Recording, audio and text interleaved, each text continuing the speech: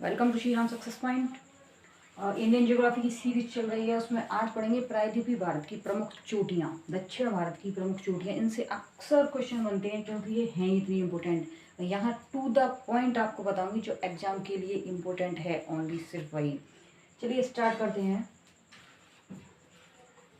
दक्षिण भारत जो मैंने बता दिया आपको, राजस्थान से शुरू हो जाता है, मध्य प्रदेश आ जाता है, उसी में छत्तीसगढ़, यहाँ से पूरा एरिया अपना आ जाता है। और राजस्थान की एक प्रमुख पर्वत है, जो सबसे पुराना पर्वत मैंने बता दिया, विश्व सबसे पुराना पर्वत अरावली पर्वत, जो एक अवशिष्ट पर्वत का उदाहरण है, वो मैंने कल बता दिया था। आज से गुजरात से लेकर केप के मुरनिया कन्याकुमारी तक पूरा दक्षिण भारत के लास्ट तक पश्चिमी घाट और पूर्वी घाट की चोटियों को कवर करेंगे। तो पहले यहाँ से देख लें, यहाँ से भी बहुत क्वेश्चन आते हैं। ये आपको एक अर्धचंद्राकार आकृति नजर आ रही है, यहाँ दो खाड़ियाँ दिख रही हैं, एक ये खाड़ी है, एक ये खाड़ी है। ध्यान से देखना, मैं जो भी बता रही हूँ इम्पोर्टेंट है, सारा एग्जाम के पॉइंट ऑफ व्यू से सारा सारा इम्पोर्टेंट है। देखिए ये खाड़ी है, यहाँ ये खाड़ी है, कौन सी खाड़ी है? कच्छ की खाड़ी कहते हैं इसको। कौन सी खाड़ी? कच्छ की खाड़ी। क्या नाम है इस खाड़ी का? कच्छ की खाड़ी।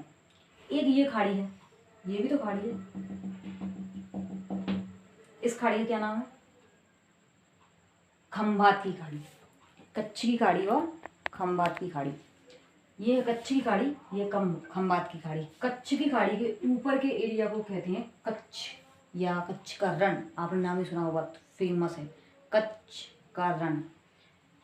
ये वाली खाड़ी क्या नाम इसका अभी बताया ना? खंभात की खाड़ी। तो खंभात की खाड़ी के ऊपर का पूरा अर्धचंद्राकार एरिया क्या कहलाता है? आप नोट करते चलें बिल्कुल। इस एरिया को क्या कहते हैं हम? सौराष्ट्र। क्या? सौराष्ट्र। गुजरात नाम सुना है आपने, सौराष्ट्र। तो सौराष्ट्र यही एरिया है। ये खंभात की खाड़ी, इसके ऊपर का कच्छ की खाड़ी और खंभात की खाड़ी के बीच का जो अर्धचंद्राकार एरिया है, इसको कहते हैं सौराष्ट्र। सौराष्ट्र में 3 प्रमुख पहाड़ियां हैं जिनसे अक्सर क्वेश्चन पूछे जाते हैं। 3 पहाड़ियां बहुत ही इंपॉर्टेंट, इनसे अक्सर क्वेश्चन पता कैसे आते हैं? इसमें से एक पहाड़ी कोई सी उठा के रखेगा एग्जाम में, और ये पूर्वी घाट की में से मिला देगा एक, या जितनी भी कुछ यहाँ से मिक्स करके पूछेगा ये पहाड़ियाँ कहाँ स्थित हैं, या निम्नलिखित में से कौन सी पहाड़ी गुजरात की है, किस पहाड़ी की कौन सी चोटी कहाँ की है, ऐसे क्वेश्चन पूछे जाते हैं। तो ये सौराष्ट्र में 3 पहाड़ियाँ हैं। पहले सबसे पहले देखते हैं, ये पहाड़ी आपको दिख रही होगी, ये पहाड़ी छोटी सी पहाड़ी है, हालांकि गुजरात में ये मिल रही पहाड़ी। इसका क्या नाम? मांडव पहाड़ी। ये रही मांडव पहाड़ी। कहाँ है? सौराष्ट्र गुजरात में। सौराष्ट्र नहीं आएगा तो गुजरात आएगा, याद रखना। सौराष्ट्र तो खुद क्षेत्र है किसका? गुजरात का। ये खंभात की खाड़ी के ऊपर का क्षेत्र। तो मांडव पहाड़ी सौराष्ट्र में। उसके बाद एक और है बारदा पहाड़ी, याद रखें बारदा पहाड़ी। एक बार आप देख लोगे तो आपको अपने आप फर्क पता चल जाएगा, एग्जाम में कैसे घुमा के दे दिया, आप कवर कर लोगे। ये हो गई हमारी मांडव पहाड़ी, ये बारदा पहाड़ी। मांडा पहाड़ी, बारदा पहाड़ी, दोनों कहाँ है? अभी सौराष्ट्र में। और एक बहुत ही इम्पोर्टेंट पहाड़ी है, बहुत ज़्यादा इम्पोर्टेंट, विश्व में सबसे ज़्यादा इम्पोर्टेंट पहाड़ी कौन सी है? ये वाली, बहुत ज़्यादा इम्पोर्टेंट। इसका नाम है गिर की पहाड़ियाँ। गिर पर्वत कहते हैं। गिर की पहाड़ियाँ कहाँ है? गुजरात में। गिर गुजरात, हाँ वही एशियाई शेर वाला। ये एशियाई शेरों के लिए फेमस है, ये वाली गिर की पहाड़ी। किसके लिए फेमस है? एशियाई सिंह। सिंह की बात करते हैं, सिंह, बाघ नहीं, Singh, lion. I am talking about lion, बड़े बड़े बालों वाला बब्बर शेर। बब्बर शेर कहते हैं ना। तो बब्बर शेर के लिए फेमस है गिर की पहाड़ियाँ। पूरे भारत में यहाँ कहीं नहीं, यहाँ कहीं नहीं, कश्मीर कहीं नहीं, मध्य प्रदेश कहीं नहीं, कहीं भी नहीं। कहाँ पर? गुजरात में। गिर की पहाड़ियों में एशियाई सिंह पाया जाता है। और पता यहीं क्यों पाया जाता है? पूरे भारत में कहीं और क्यों नहीं पाया जाता? या और दूसरा भी तो क्षेत्र है अपने दक्षिण एशिया में, वहाँ क्यों नहीं पाया जाता? जो मैंने बताया था कि अपना पूरा दक्षिणी जो भारत है, प्रायद्वीपीय भारत, टूट के कहाँ से अलग हुआ है? अफ्रीका महाद्वीप से। तो अफ्रीका महाद्वीप के जो सवाना वाले जंगल हैं, सदाबहार वन जो, उसमें पाए जाते हैं क्या? गिर के शेर, एशियाई शेर जिनको कहते हैं, वो बड़े बड़े बालों वाले शेर जिनको बब्बर शेर कहते हैं, तो उसमें पाए जाती हैं। लेकिन जब ये टूट कर अलग हुआ तो जो यहाँ पर थे उस समय, वो इसके साथ ही चले आए तो उनका यहाँ निवास हो गया परमानेंट। तो ऐसे सिर्फ यहीं पाए जाते हैं, कहाँ पर? गिर की पहाड़ियों में। गिर कहाँ? गुजरात। गिर गुजरात में क्या पाए जाते हैं, एशियाई सिंह। 3 पहाड़ियाँ याद रखेंगे, और मांडव की पहाड़ी, वारदा पहाड़ी और गिर। मांडा, वारदा और गिर की पहाड़ियाँ कहाँ हैं, गुजरात के सौराष्ट्र में। अब नीचे चलते हैं यहाँ से, अब आया पश्चिमी घाट और पूर्वी घाट पढ़ेंगे, ये तरीके से पढ़ना बिल्कुल। तो पश्चिमी घाट कहाँ से शुरू होता है, आप नोट करते चलें। पश्चिमी घाट की शुरुआत कहाँ से हो जाती है, ताप्ती नदी का मुहाना है, ये ताप्ती नदी है, नर्मदा, नर्मदा नहीं, ताप्ती नदी। नदियों में बताऊंगी इसको क्लियर कहाँ से निकलती है कहाँ जाती है। हालांकि यहाँ गिरती है ताप्ती नदी, उसका जो मुहाना है, ताप्ती नदी के मुहाने से लेकर केप के मोड़ लास्ट तक, तमिलनाडु के सबसे लास्ट तक, भारत की मुख्य भूमि के अंतिम छोर तक पश्चिमी घाट पाया जाता है। और ये एक और पॉइंट इन बात नोट करें कि भारत का सबसे लंबा पर्वत यही है। भारत में ही स्थित, पूरी तरह से भारत में स्थित। हिमालय तो पूरी तरह भारत में है ही नहीं, तमिलनाडु में उसमें है, क्या कहते हैं, तिब्बत में, चाइना में, नेपाल में, भारत में, वो तो बटा हुआ है। सिर्फ पूरी तरह से भारत में स्थित सबसे लंबा पर्वत पश्चिमी घाट है। पूरी तरह से भारत में स्थित कौन सा है सबसे लंबा पर्वत, पश्चिमी घाट। याद रखना, सबसे लंबा पहाड़ जो पूरी तरह से भारत में स्थित है वो है पश्चिमी घाट। नोट करना, कहाँ शुरू होता है, ताप्ती नदी के मुहाने से लेकर ये कैप के मोरिन या कन्याकुमारी, उसी को कहते हैं, कन्याकुमारी तक स्थित है। ताप्ती नदी के मुहाने से कन्याकुमारी तक 1600 किलोमीटर लंबा, ठीक है, 1600 किलोमीटर लंबा। और एक बात और नोट करते चलें, पश्चिमी घाट को पूरे को क्या कहते हैं अपन, सह्याद्री। सह्याद्री, मैं यहाँ लिख देती हूँ, सह्याद्री, सह्याद्री कहते हैं इसको पूरे को। पश्चिमी घाट एग्जाम में नहीं आएगा तो सह्याद्री आएगा, उसका क्या नाम, सह्याद्री। या तो पश्चिमी घाट आएगा या सह्याद्री। देखिए सह्याद्री के भी 2 भाग हैं, सह्याद्री 2 भागों में बांटा गया, उत्तरी सह्याद्री और दक्षिणी सह्याद्री। किसने बांट दिया इसको 2 भागों में, एक 16 डिग्री उत्तरी अक्षांश कहाँ से गुजरता है, गोवा से, यहाँ है अपना गोवा।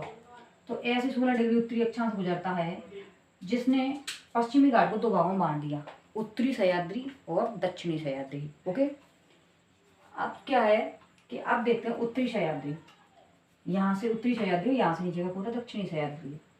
तो उत्तरी सह्याद्री का सबसे ऊंची चोटी है कालसुबाई, आप इसका नाम नोट ही कर लें, ये उत्तरी सह्याद्री है।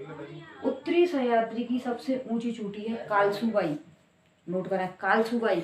सह्याद्री की सबसे ऊंची चोटी कालसुबाई, उत्तरी सह्याद्री की भी यही है, ओवरऑल पूरे पश्चिमी घाट की सबसे ऊंची चोटी यही है, कौन सी, कालसुबाई। पश्चिमी घाट की सबसे ऊंची चोटी कालसुबाई। ओके, या उत्तरी सह्याद्री कहेगा या सह्याद्री की, पश्चिमी घाट की या उत्तरी सह्याद्री सबसे ऊंची चोटी कालसुबाई, महाराष्ट्र में। यहाँ से यहाँ तक अभी महाराष्ट्र का एरिया, महाराष्ट्र में सबसे ऊंची चोटी कालसुबाई। उसके बाद है महाबलेश्वर चोटी, महाबलेश्वर चोटी। महाबलेश्वर चोटी कहाँ है, महाराष्ट्र में, और बहुत ही इंपॉर्टेंट है क्योंकि इससे नदी निकलती है, कौन सी, यहीं से, महाबलेश्वर चोटी से कृष्णा नदी जो ऐसे ऐसे होती हुई आंध्र प्रदेश तक, कौन सी, कृष्णा नदी कहाँ निकलती है, महाबलेश्वर की चोटी से। महाबलेश्वर की चोटी कहाँ है, महाराष्ट्र। तो ऐसे महाबलेश्वर की चोटी उत्तरी सह्याद्री की दूसरी सबसे ऊंची चोटी है। सबसे ऊंची चोटी कौन सी, कालसुबाई। उसके बाद दूसरी सबसे ऊंची चोटी महाबलेश्वर, महाराष्ट्र में, यहाँ से कृष्णा नदी निकलती है। कृष्णा नदी का उद्गम महाबलेश्वर से होता है। ओके, नेक्स्ट है, ये पहले ये और देख लेते हैं, इसमें पश्चिमी घाट में क्या जगह जगह दर्रे बन गए हैं, 2 पर्वतों के बीच की जो जगह होती है दर्रे, मैंने हिमालय के बताई थी आपको। अब दक्षिण भारत में पश्चिमी घाट में जगह जगह दर्रे बन गए हैं, उनमें से 4 बहुत ही फेमस दर्रे हैं जो अक्सर पूछे जाते हैं। एक ये दर्रा है, ये वाला, इसको आप नोट करते चलें अपनी बुक में, कौन सा दर्रा है, ये दिख रहा होगा आपको, ये दर्रा, ये ऐसा नहीं, ये दर्रा कौन सा, ये दर्रा थालघाट, कौन सा दर्रा, थालघाट।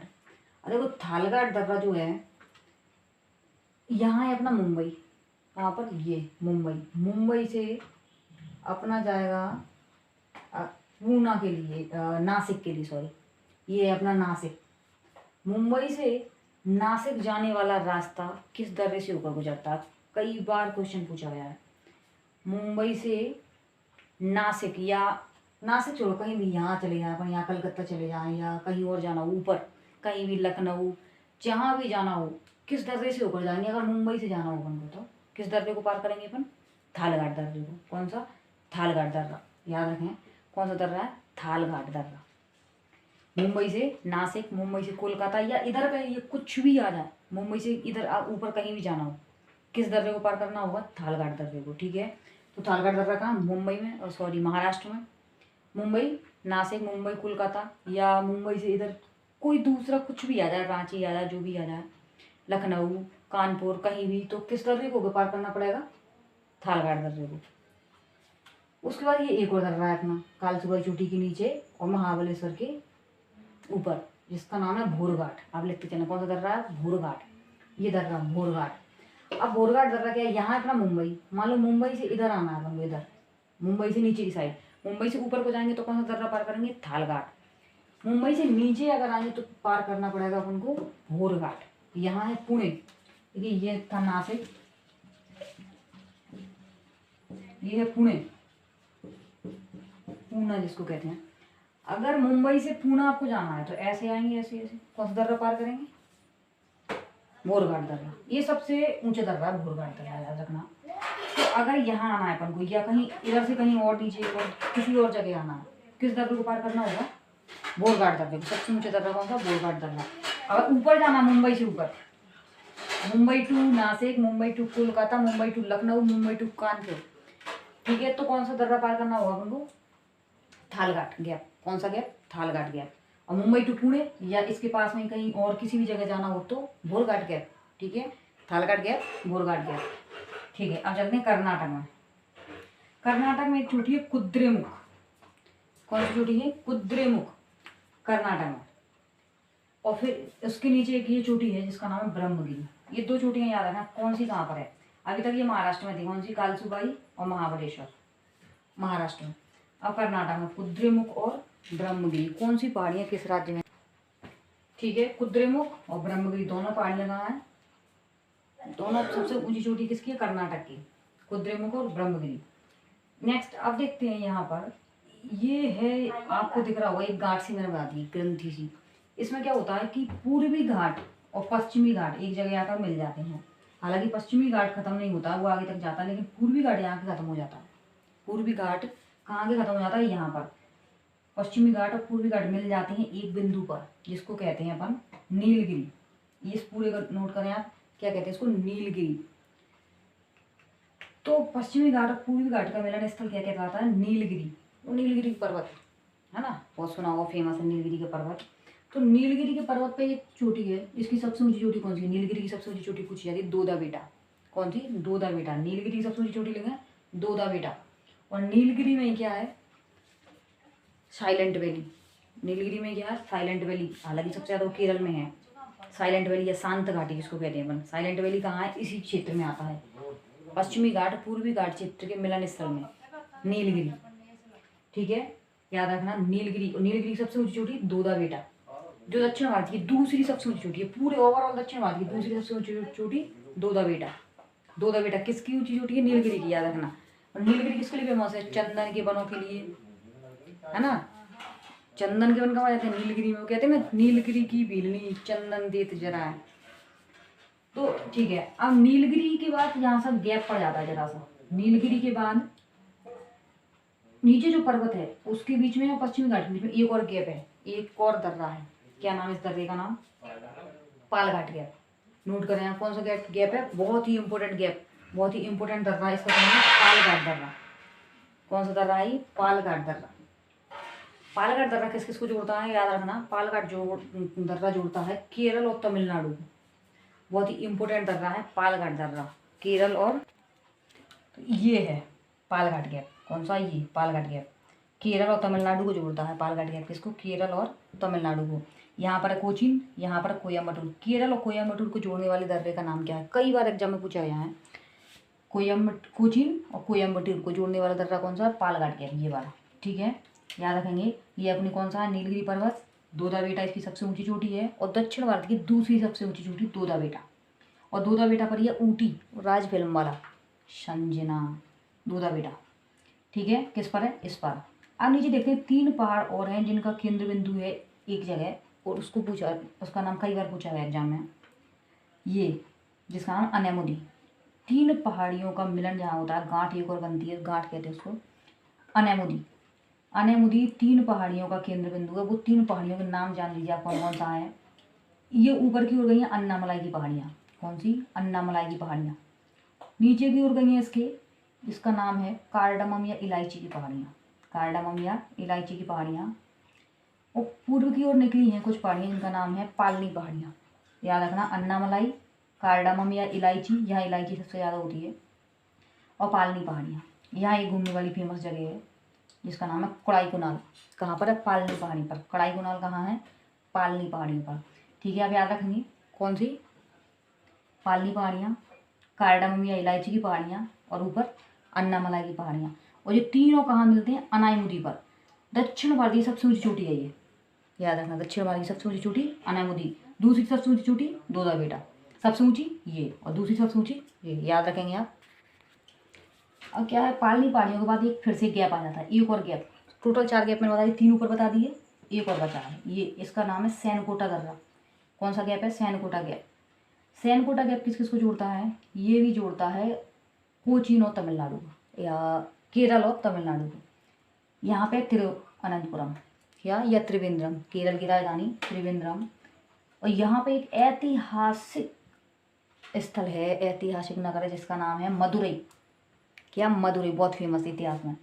तो मदुरई और त्रिवेंद्रम को जोड़ने वाले गैप का क्या नाम? सैनकोटा गैप नाम है, आप लिखते चलें। सैनकोटा गैप त्रिवेंद्रम और मदुरई को जोड़ता है, सैनकोटा गैप। हो गए 4 गैप, थालघाट, भोरघाट, पालघाट, और ये सैनकोटा गैप। हो गए, इसको लिख लेना आप। किसको? बहुत इंपॉर्टेंट जगह है मदुरई, उसको जोड़ता है तिरुवनंतपुरम से। कौन सा गैप? सैनकोटा गैप। इतना क्लियर है?